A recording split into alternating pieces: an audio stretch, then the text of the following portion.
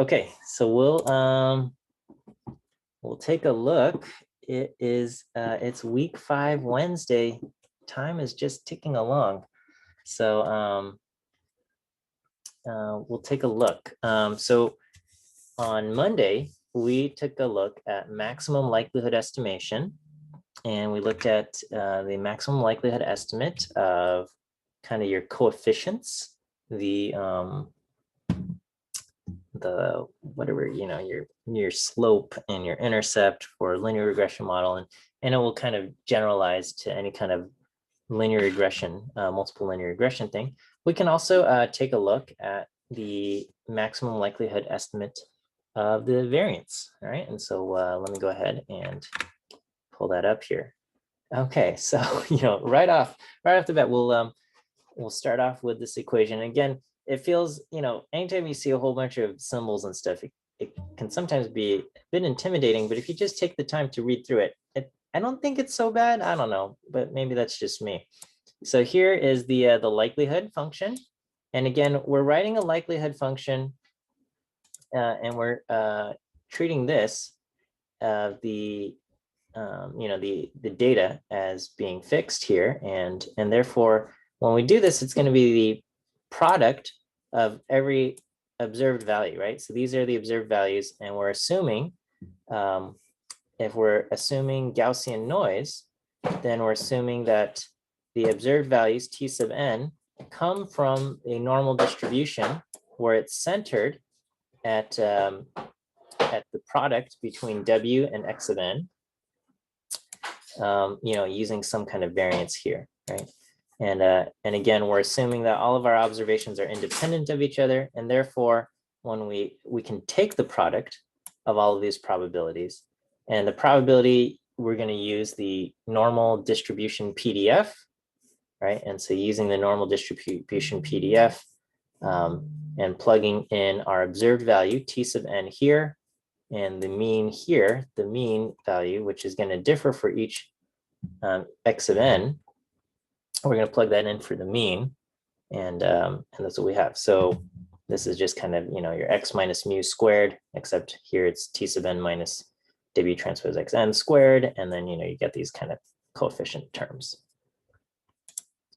Anytime you see an exponent e raised to the negative something squared, it's going to have that kind of Gaussian shape. Okay, and then this over here is basically a normalizing constant so that the whole thing integrates to 1. Okay, so anyway, our total likelihood is going to be the product of all of these things, okay?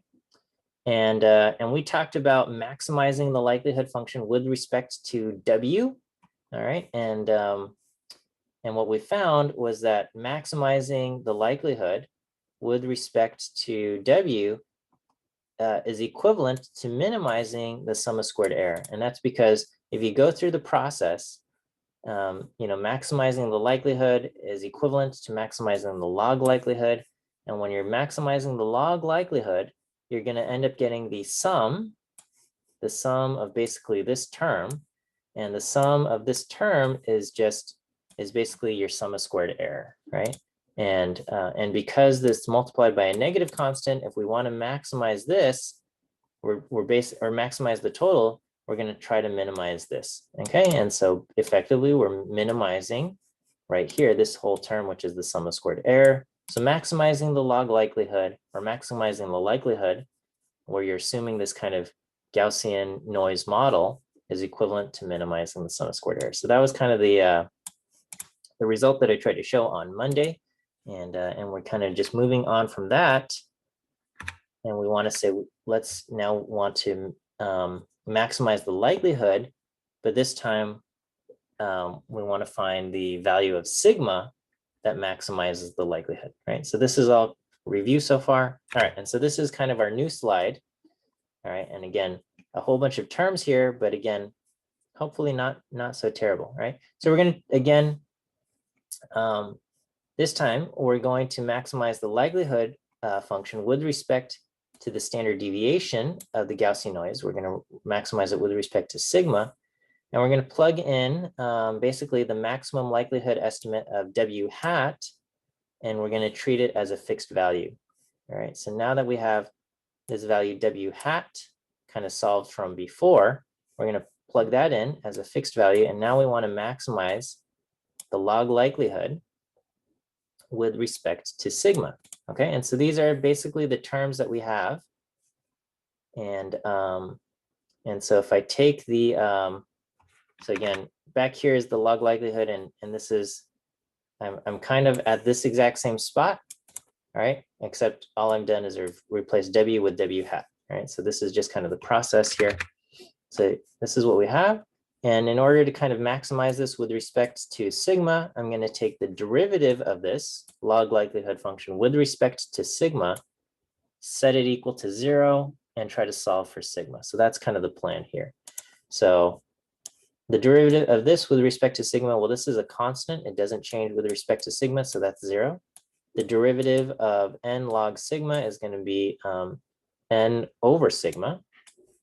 And then here I've got negative, basically negative 1/2 times sigma to the negative 2. And if I take the derivative of that sigma to the negative 2 will cancel out with the negative 1/2. And now I get sigma to the negative 3, okay? And as far as sigma goes, okay, this stuff does not differ with respect to sigma. As my sigma changes, none of this changes. This is just going to remain a constant, right? So this whole part over here is just going to remain a constant.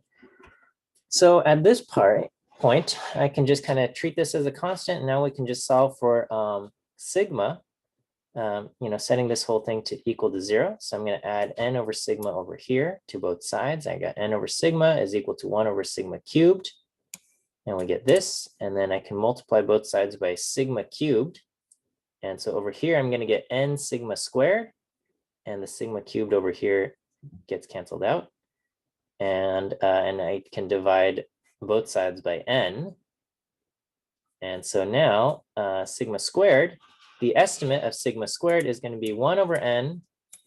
And this times, this what we're treating as a constant, but this is basically your sum of squared errors, right? Your sum of squared.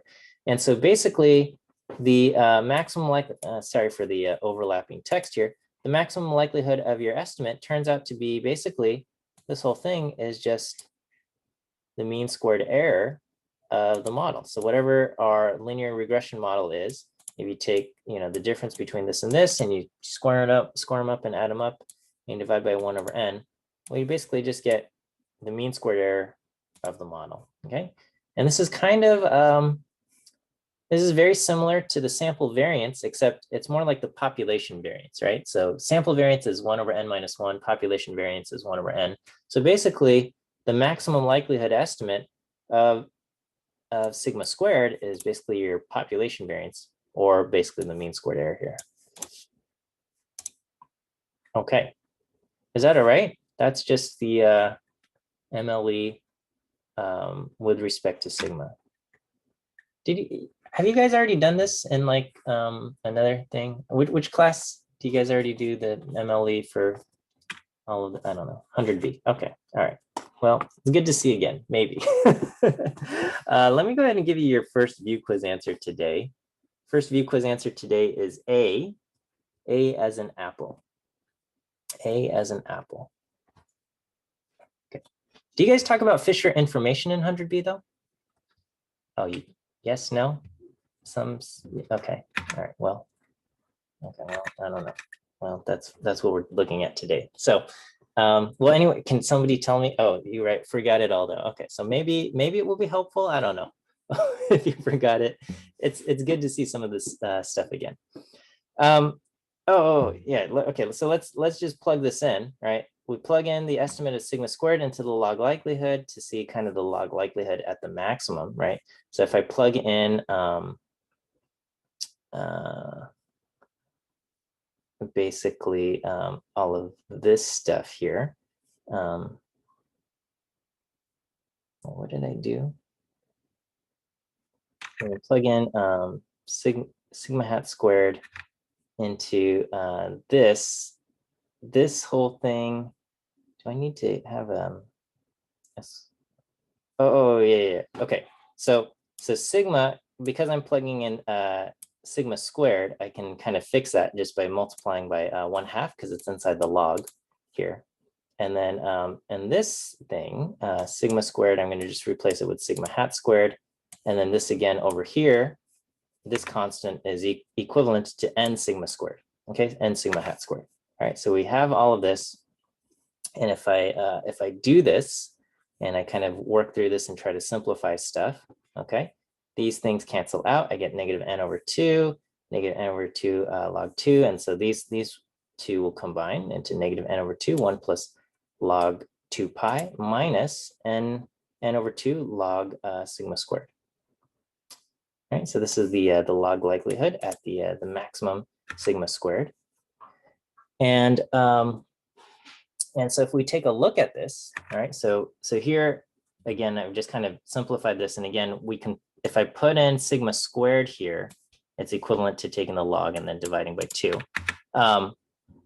What we're trying to do is we look at this and we can see that there's basically a negative constant in front of sigma squared, or the log sigma squared. And so therefore, this log likelihood of our data is going to keep, the log likelihood, it will keep going up if we keep shrinking this, right? So if we, being that sigma squared is the variance of the error in the model, okay? So, so seeing that this thing, so if I keep shrinking this, this is going to, this is going to get more and more negative or smaller and smaller, and there's a negative constant, so the log likelihood is going to keep getting bigger, okay? And sigma squared is kind of the error in the model, which is kind of just the leftover variation after our model makes a prediction, right? So as we have some kind of prediction value, whatever value you have, whatever you've got your prediction line and the error that you have around your model, that's the value that gets captured in the sigma squared, right? And so, if we want to kind of shrink the sigma squared value, okay, what we have to do is we just try to basically make our model as complicated as possible so that there's less and less error, okay, around the values, right? So we're just trying to shrink the mean squared error, because that's basically what sigma hat squared is, okay? So sigma hat squared, as we try to shrink that, is basically equivalent to the mean squared error, and we're basically just trying to minimize the mean squared error as much as possible. And so that we're going to end up getting a very complicated model. If we favor log likelihood, if we use this as kind of the driving force, right? And this kind of aligns with everything else. Just like if you are solely set on minimizing your mean squared error,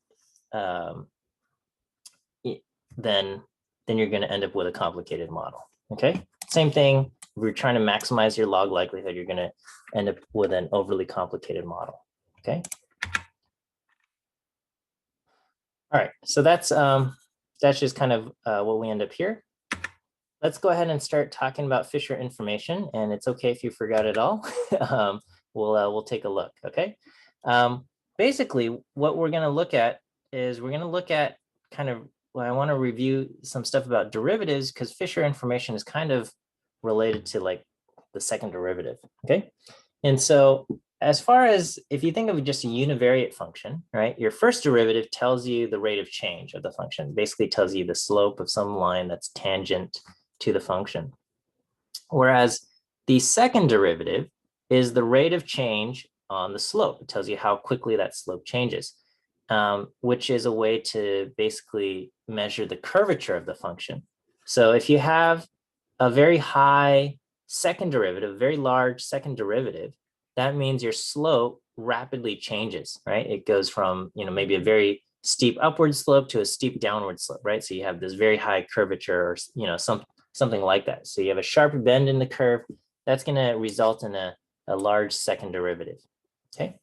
And, the sign of the second derivative is going to tell you about the concavity, right? So if you have a positive second derivative, it's going to be concave up. And if it's going to be, a negative second derivative, you've got something that's concave down, right? So if you know the first derivative at some location is equal to 0.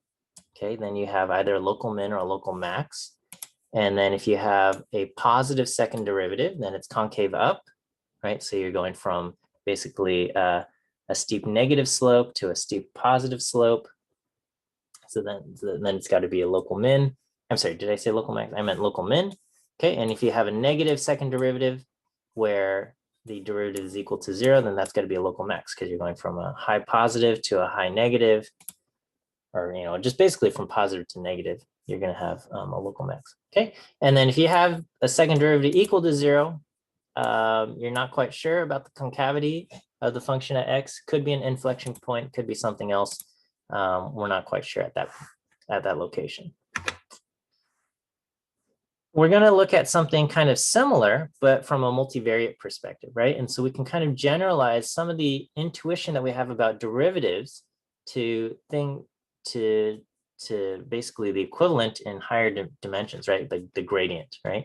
And so you can think of the gradient of some kind of function as basically a vector of partial derivatives, right? And we can think of this as kind of a multivariate generalization of the derivative, right? And so the gradient of the function with respect to a vector w, right? So you've got some kind of function that takes in a vector in n-dimensional space and gives you a single scalar output, and your input is some n-dimensional vector. The gradient of the function with respect to that vector w at w is itself an n-dimensional vector. And we use this, this powers our gradient descent, but this also helps us as far as helps us to think about the curvature of this function. Okay, and so if all of the if we take this vector of gradients, okay, of partial derivatives, right? We take this gradient and we take this vector of partial derivatives, and then because each value here itself is a scalar value, I could say, well, what's the second derivative or the gradient of this? Okay, well, then we're going to end up getting an n-dimensional vector here and an n-dimensional vector for this and an n-dimensional vector here. And we're going to end up getting an n by n matrix, right? So this is going to be a matrix of basically second order partial derivatives. And this we call the Hessian matrix. So we have the Hessian matrix, capital H, and that's going to be an n by n matrix, right? And it's a n by n matrix of basically second order partial derivatives, okay? And so, in this is basically the second derivative or second order derivative with respect to W1. And here we have the second order derivative with respect to W1 and W2. And here we have it with respect to W2 and then W1 and so on and so forth. We get this n by n matrix here. All right, is that okay? Here, the Hessian. Okay, and again, the idea is we're basically just focusing, if we take the gradient, which is kind of our vector of first order partial derivatives, we can take each element in this vector and take, treat this as some kind of value and take a vector of partial derivatives here, right? And this is going to end up being this first column in the Hessian matrix, right? So this, if I say, what's the gradient with respect to this, we would get an n-dimensional vector, and that n-dimensional vector is going to form this first column here. So that's the Hessian matrix. Okay, and so we have something, so when we're looking at univariate functions, okay, when you looked at the second derivative, the sign of the second derivative told us about the concavity of the function, okay? And basically, you have kind of a similar idea here, but with matrices. You don't really have the sign of a matrix, whether it's like the positive or a negative, is kind of, we call that like the definiteness of a matrix, right? So you have like a positive definite matrix and a negative definite matrix. You can kind of think of that as your matrix version of sign of whether something is positive or negative. Okay, these are all kind of like loose ideas here. Now, don't take me to some math court of formality here. Okay, but these, you can kind of think of this as the definite, positive definite, as kind of this the version of what we have for like a sign here. Okay, and so if the gradient of a function is equal to 0 at some point x, okay, and so basically, we're trying to find where the gradient is 0, meaning you're at some kind of local min or local max, but in this multi-dimensional setting, okay, and you find the Hessian matrix, and it's a positive definite Hessian matrix, right? And you can tell if a matrix is positive definite if all of the eigenvalues of the matrix are greater than 0.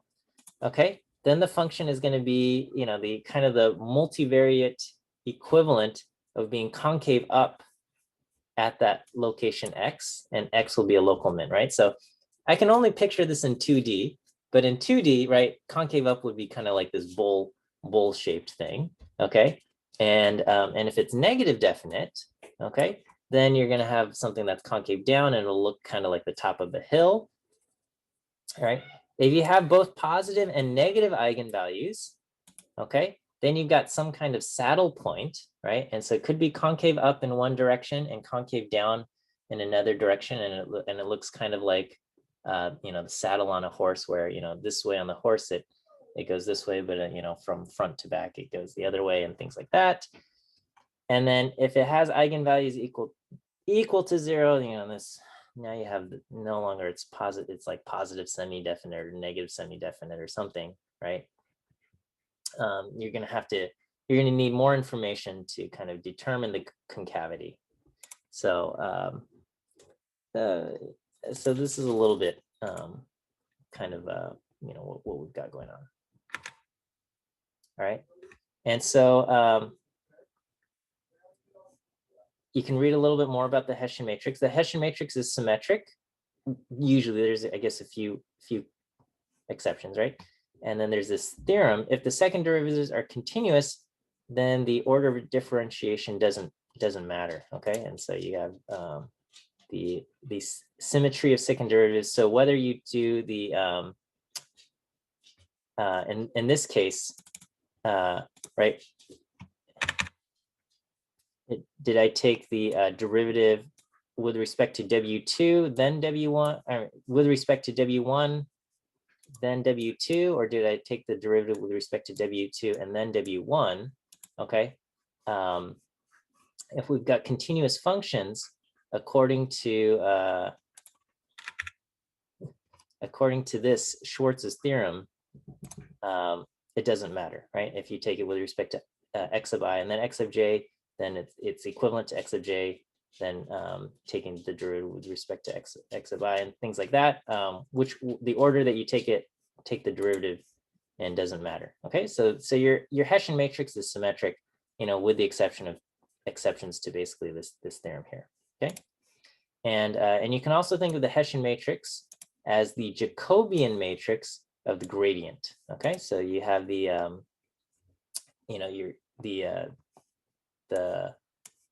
your gradient's a vector, and you can think of this as basically the Jacobian of the gradient.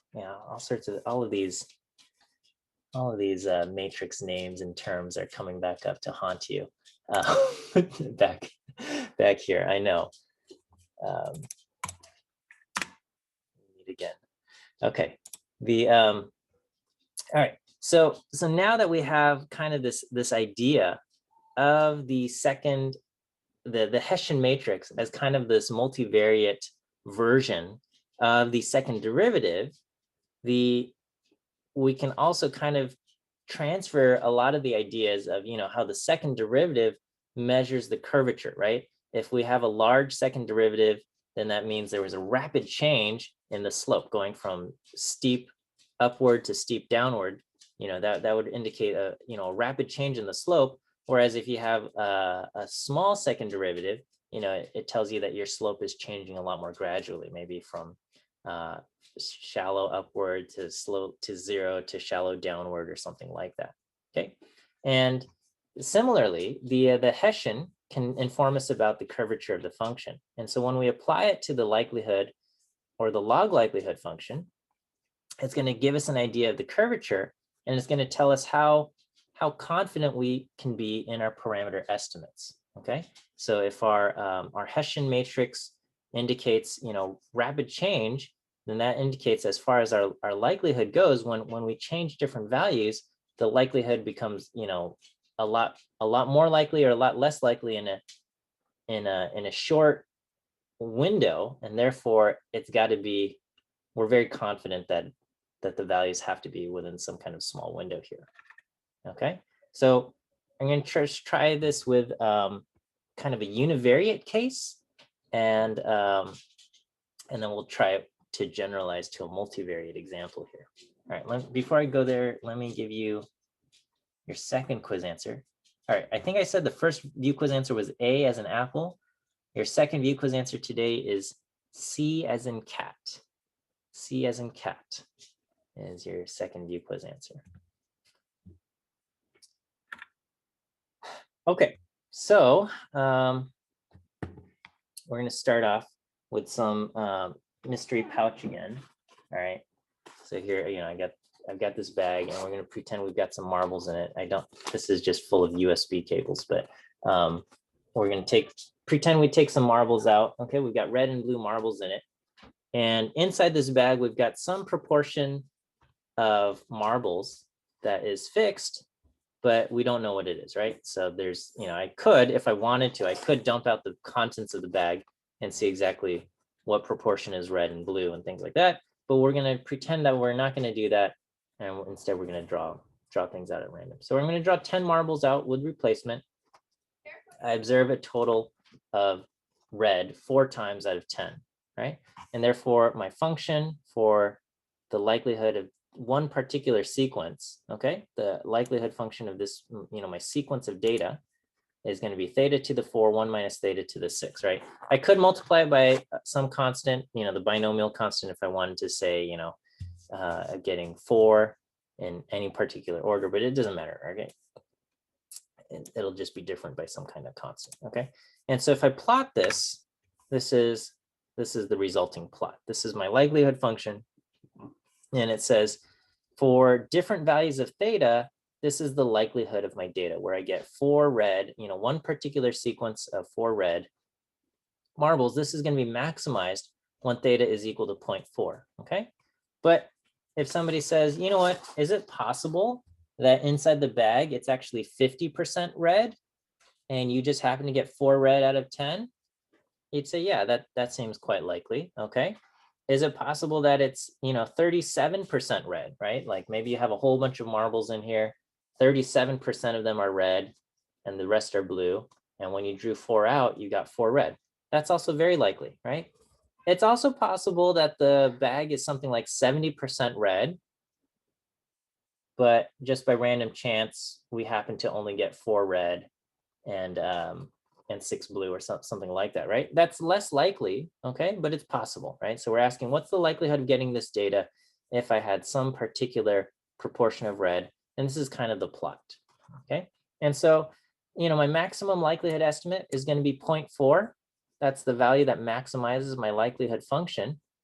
But how confident am I in this answer? The answer is, yeah, I'm not super confident, because really the proportion theta could be, you know, anywhere from, you know, 0.15 to 0.7 something, you know, who knows, right? There's all sorts of values that it could be, right? The only thing we know is like, it's not going to be 100% red and it's not going to be 0% red, but, you know, a lot of these other values are possible, okay? Function values like 0.5 and 0.3 have high likelihoods as well, right? So if I go to 0.3, 0.5, those have fairly high likelihoods, okay? And 0.4 is the most likely value, but other values have high likelihoods, okay? If I decided to spend the whole afternoon drawing out marbles with replacement from the pouch, I can keep doing this, right? And so I'm going to draw a marble, put it back, draw a marble, put it back, take a look at the color. And let's say I drew 1,000 marbles out of the pouch, right? And so we have no idea how many marbles are in the pouch, some value, right? I've drawn 1,000 marbles out of the pouch, and I've observed red 400 times out of 1,000. Okay, 400 times out of 1,000. Okay, what does my likelihood function look like now? Okay, it's a lot more narrow. Okay, with 400 red marbles observed out of 1,000. Okay, 0.4 is going to maximize my likelihood. And now if somebody says, well, could the pouch be 50% red?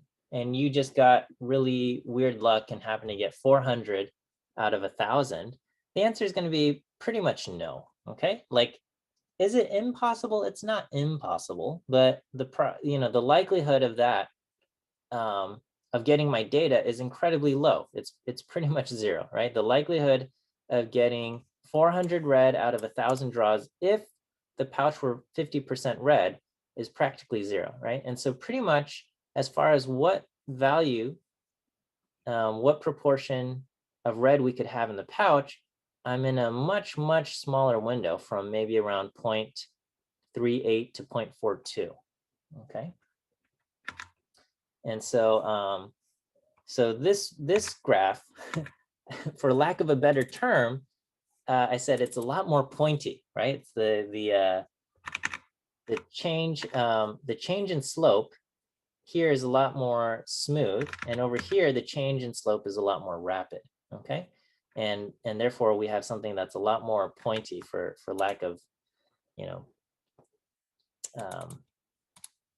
I don't know, another word to use. Okay, so here we're saying, only values like 0.39, 0.41 still have high likelihood, but there's almost zero likelihood, as far as the probability of getting my data, if theta was 0.3, is pretty much zero. Okay, and so as far as what value theta could be, there's a lot less variance as far as what value theta could be. It's got to be something around 0.4, maybe 0.41, maybe 0.39. Okay, but it's not going to be 0.5. Whereas over here, 0.5 sounds like a pretty reasonable value. 0.3 sounds like a pretty reasonable value based on getting four observations out of 10 draws. Okay, so what does this look like, right? So if you take the second derivative of the log likelihood of these functions, right? So here's the log likelihood. Here was theta to the 4, 1 minus theta to the 6. With 1,000 draws, we have theta to the 400, 1 minus theta to the 600. Okay. If you take the derivative of the log likelihood, you get the log likelihood turns everything into a sum, and I get 400 log theta here versus 4 log theta. And if I take the derivative, I get 4 over theta and 6 over 1 minus theta. And then the second derivative, I get negative 4 over theta squared and negative 6 over 1 minus theta squared. And over here, if I take the second derivative, I basically get the same thing, except this is 100 times this. Okay, here I have negative 4 over theta squared. Here I have negative 400 over theta squared. Here I have negative 6 over 1 minus theta squared. And here I have negative 600. So it's basically this thing and this thing are similar, but this one is 100 times greater than this one over here. Okay, and that's not a coincidence. I mean, I drew basically, I have 100 times more information after 1,000 draws than I do after 10 draws. Okay, and so if I were to plug in, my maximum likelihood estimate, right? So if I plug in my maximum likelihood estimate of 0.4, the second derivative here is negative 41.667, and the second derivative here at this maximum likelihood estimate of 0.4 gives me negative 4,166.7. Okay, and again, these things measure kind of the amount of curvature that we have. So I have a high negative function, okay, which tells me it's going to be concave down, and our estimate is going to be a local max. Okay, and the fact that the absolute value of the second derivative is much greater basically tells us that there's much more curvature. Okay, much more curvature, and we have around this, it's basically a lot more pointy, right? We have much more curvature in this thing. Okay, and so the curvature, we can use the curvature as basically a measure of how much information we have about our estimate, okay? So our estimate over here is 0.4. Our maximum likelihood estimate over here is also 0.4. Both of these, 4 red, 10 draws, 400 red out of 1,000 draws, the maximum likelihood estimate in both cases is going to be 0.4. But how confident are you about your maximum likelihood estimate of using 0.4? Okay, you're going to be a lot more confident using 0.4 as an estimate here after getting 1,000 draws than you are over here after only having 10 draws. Okay, and so using this curvature of saying basically how kind of pointy or how rapidly the slope changed around your estimate is kind of a measure of how much information or how confident you feel about your maximum likelihood estimate.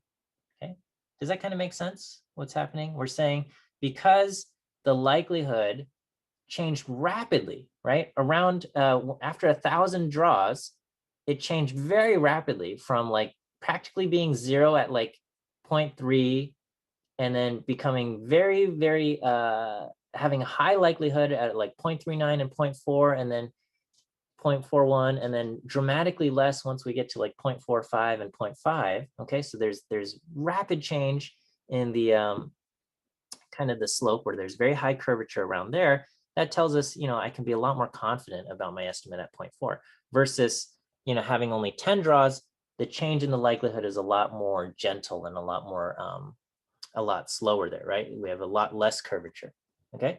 And so we have this relationship between the curvature of the likelihood function and the information we have about the parameter, okay? And we call this the Fisher information, right? So the Fisher information is basically a measure of the curvature, and it tells us, you know, how confident you feel about using your maximum likelihood estimates. So when you're talking about your maximum likelihood estimates, you're saying, okay, if I have high Fisher information, you're saying based on the data I have, I feel a lot more confident about this.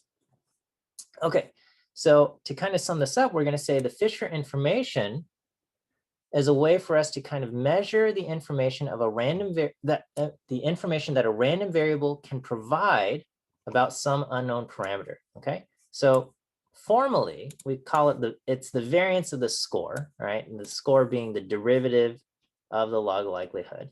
Okay, this definition is a little bit harder to work with. Okay, but we're going to say, you know what, we've got some kind of function, right? We've got some probability density or mass function. We got this probability function, right?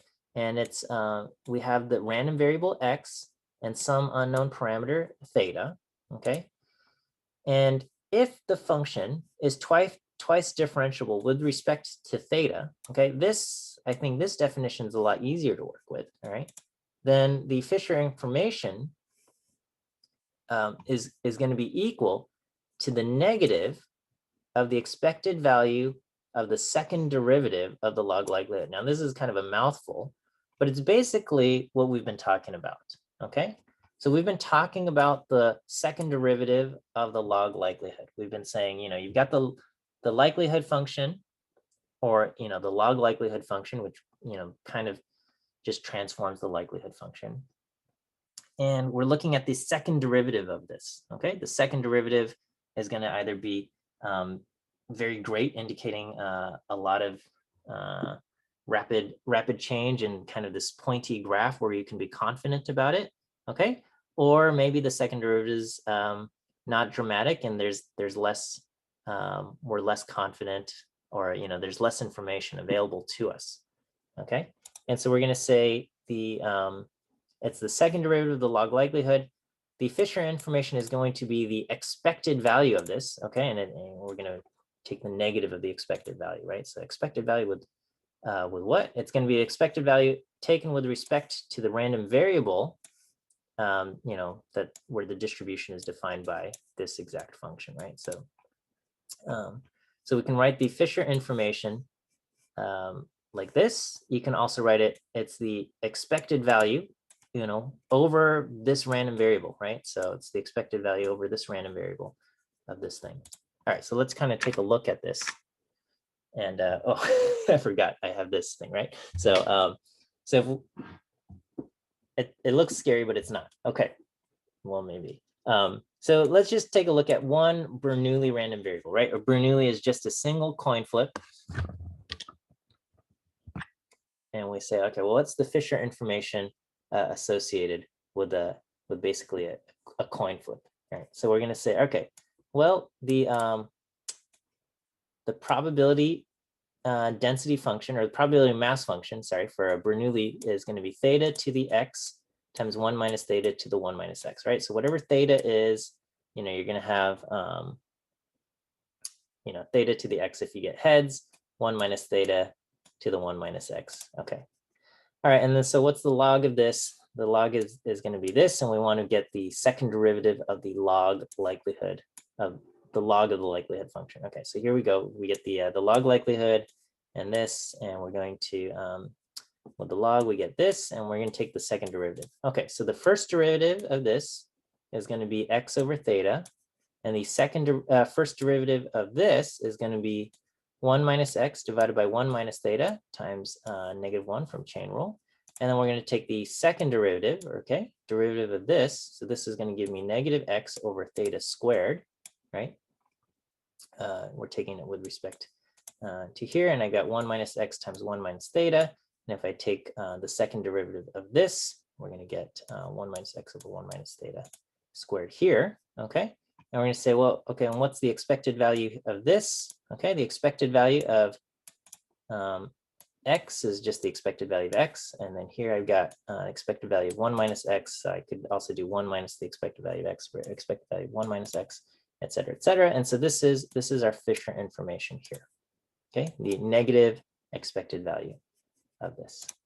Okay, and then so now we want to take the expected value of x, whatever that is. Okay, and so this, well, for Bernoulli, the expected value of x is just going to be theta, right? So the expected value of x for Bernoulli random variable, the expected value of x is equal to theta. So whatever probability you have of getting heads, that's going to be the expected value of x. And so you get the expected value of this is going to be theta over theta. Is theta, you divide that by theta squared. Expected value of 1 minus x is 1 minus theta, and that happens to be over 1 minus theta squared. Okay, so these kind of, these cancel out. We get 1 over theta plus 1 over 1 minus theta. And then so, you know, you multiply this by 1 minus theta over 1 minus theta, you multiply this by theta over theta. And so now you get 1 minus theta plus theta over this. And these cancel out, and you get 1 over theta times 1 minus theta. So this is our Fisher information here. Okay, so what does that mean?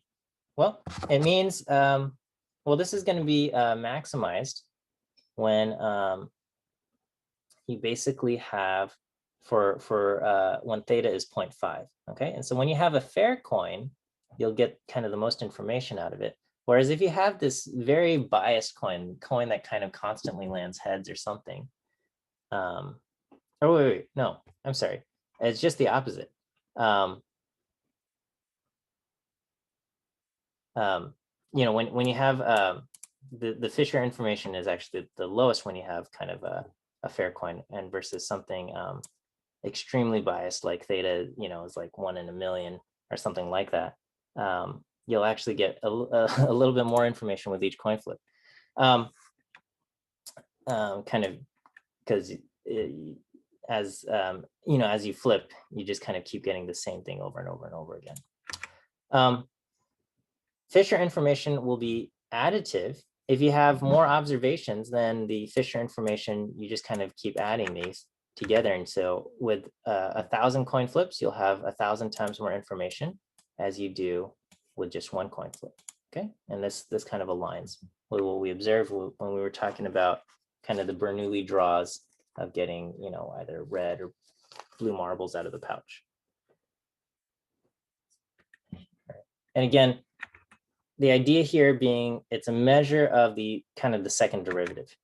Okay, so let's take a look at the multivariate case. And so what we want to do is we're going to look at the Hessian matrix. All right. So instead of looking at the second derivative that we did here, we're going to look at kind of the Hessian matrix and talk about the Fisher information there. Okay. So as far as the Fisher information, I'm going to run out of time. What we want to know is we want to find out how much information our data provides about some unknown parameter theta, right? So again, if the log likelihood is twice differentiable, then the Fisher information is going to be the negative expected value of the matrix of second derivatives, or that is the Hessian of the log likelihood. Okay, so this thing should look a lot like what we wrote here, okay, except it's going to be turned into a multivariate matrix here, right? So we're going to say the value in the ijth position, okay? The value in the ijth position is basically going to be the second derivative with respect to, your theta I and theta j, okay, of the log likelihood, okay? And it's the negative expected value of basically the second derivative. So let's apply this to, say, linear regression and see what we end up getting, okay? So for linear regression, the unknown parameters that we're talking about are the values inside the vector of coefficients W, okay? And our outcome variable is T, and we're going to assume that our errors are normally distributed, and therefore we have this, okay? And as far as the likelihood functions, our input data X and our sigma squared, these are fixed values. And what we want to do is we want to find the negative expected value of the Hessian of the log likelihood. Okay, and I know this is a mouthful of stuff, right? But we can talk about the log likelihood, which is this, and we've seen this several times. And now we want to create the Hessian, which is basically the matrix of second derivatives or second order partial derivatives here. And we want to take this with respect to this outcome variable T, right? So we want to take the expected value over basically all the kind of the possible values of T, which are defined by this probability function.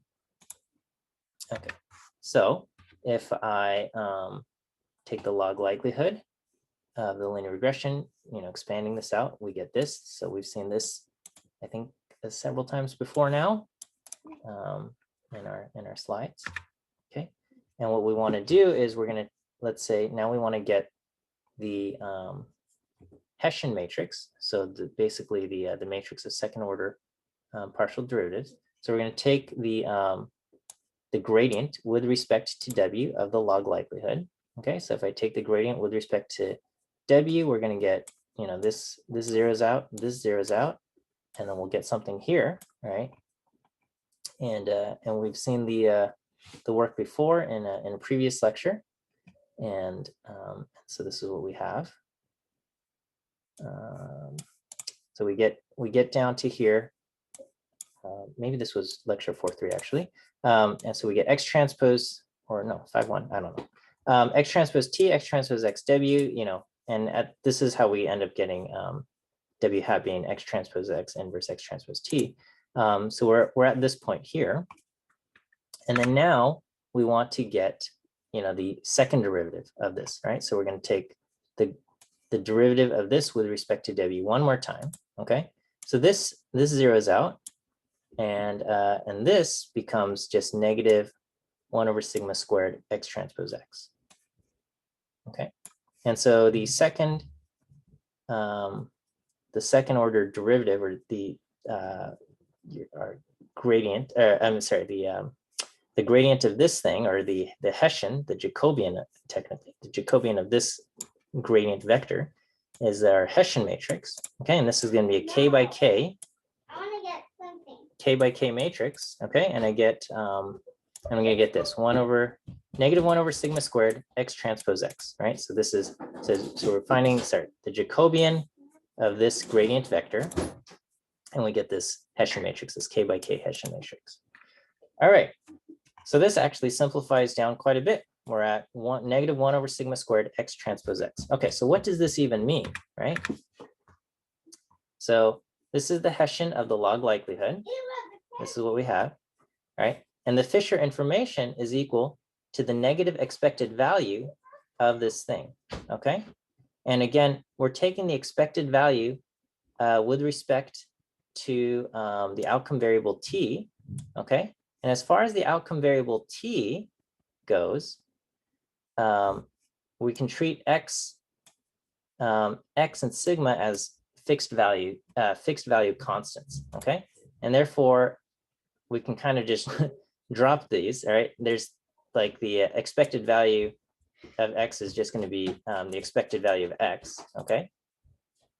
With respect, I mean, not the expected value of x is just x, you know, with respect to t, right? With respect to this outcome variable t, the observed y's, okay? And so, so this is what we have here, okay? The Fisher information is 1 over sigma squared x transpose x, right? So the negative expected value of this thing.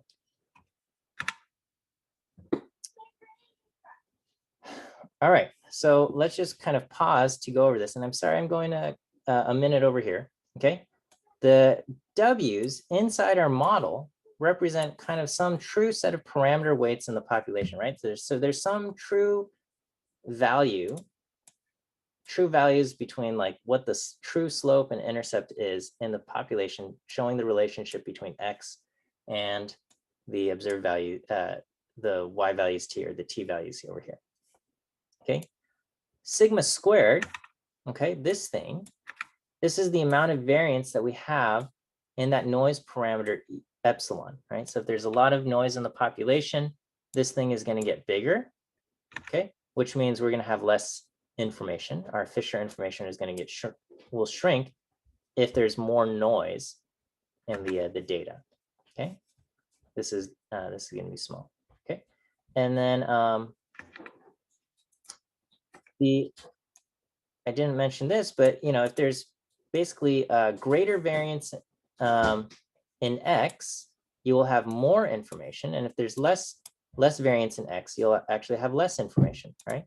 And the idea here is, you know, if you're going to estimate the slope of some relationship between x and y, if you have just a tiny window of values for x, okay, your estimate of the slope is going to be all over the place, right? If you're basically judging the slope based on like if we're talking about the Olympic race times, and you only have information from like 3 Olympic races, okay? You have this very tiny window here, and so you don't have a whole lot of information as far as the proper slope goes, right? But if you have a huge range or a huge amount of variance as far as x goes, right? You collected anywhere from 1896 to 2000 or something like that. You've got a kind of a much larger value variance for x, right? This thing's going to be a lot bigger. You're going to have a lot more Fisher information as far as being able to estimate, you know, being confident in what your slope values are. Okay, and so those things are kind of tied together, and it's summarized here, right? As far as linear regression goes.